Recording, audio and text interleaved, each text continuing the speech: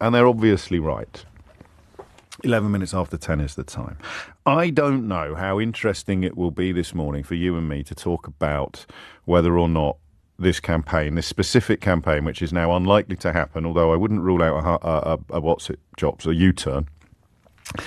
I don't know how helpful it would be for us to have a chat about whether or not this campaign, which isn't currently going to happen, would have been a good thing or a bad thing. I mean, we can try. For me, the story that we've unearthed from February of this year, where fire chiefs issued a safety warning to households about the dangers of turning appliances on while you sleep.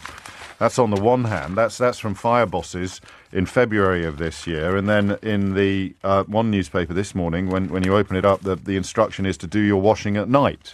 So to wash clothes at night and earn £10 in plan to avoid blackouts. This is for people with smart meters to get a possible £10 bonus to cut their energy usage at peak times. And one way in which you might do that is by using the washing machine at night, which fire bosses in February warned about. So you tell me we don't need a public information campaign.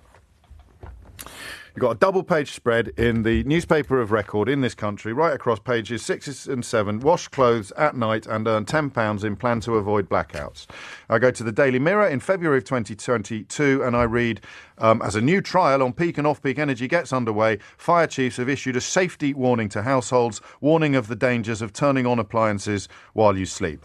So perfectly possible to do the washing at night without being asleep, but the temptation for people will no doubt be to put the washing on while they're having a kip and then either hang it out to dry or stick it in the tumble dryer or drape it over the radiators that probably won't be on anyway, or stick it on one of those nice sort of racks, those nice clothes horses the next morning. That to me seems to be a fairly compelling case for a public information campaign. We've all got public information campaigns that we like. Mine probably involves Charlie the Cat, which was actually turned into a dance music anthem at one point. Was it, who did, no, I can't, was it the Prodigy that did that? It was the Prodigy, wasn't it? Yeah.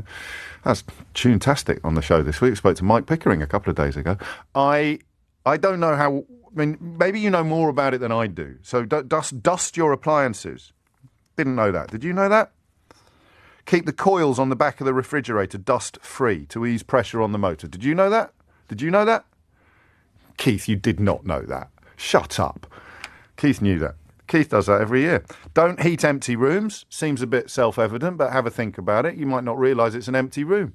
You might walk through it on your way from the sitting room to the kitchen, but you don't actually need to have the radiator on in there because you're not going to sit down and chill, are you? So I just hit my microphone there. That's not encouraged, by the way. That's not up there with dusting the coils on the back of your fridge. Be a canny cook. Use your microwave more. That's the most energy-efficient way to cook. A 10-minute shower uses 25 gallons of water. And who has a 10-minute shower anyway, if you're on your way to work or on your way to school in the morning? You're in there for 3 or 4, aren't you? So you brush your teeth as well. I sometimes do that as a time-saving device. You can have that for nothing, Keith. Life hack, brush your teeth in the shower. Knock a couple of minutes off your morning routine. So did you know that? 25 gallons of water for a 10-minute shower. A 10-minute shower is 25 gallons. Run yourself a bath, 70 gallons.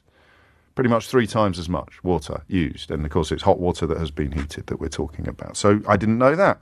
And it may sound counterintuitive, but if you leave your blinds and your curtains open for as long as possible until twilight actually falls, you will be able to absorb and enjoy more of the sun's heat and the maximum amount of natural light in your gaff. So I think that a lot of these ideas are really helpful. And a few adverts here and there, including on this radio station, telling you about them would have been a very good idea. And here is a phrase I have never said before, and Jacob Rees-Mogg agrees with me. So do very many members of the government. So once again, and this is where the why of it is possibly more interesting than the what of it, but if you want to ring me about the specifics of a public information campaign, you are very, very welcome to do so on 0345 6060 973. Remember, this is all unfolding against a backdrop of possible rolling blackouts this winter if we cannot import enough energy from Europe. National Grid has warned, just as Number 10 blocks a public information campaign to encourage people to consume less. We can talk about the politics of it. That seems to me to be quite boneheaded.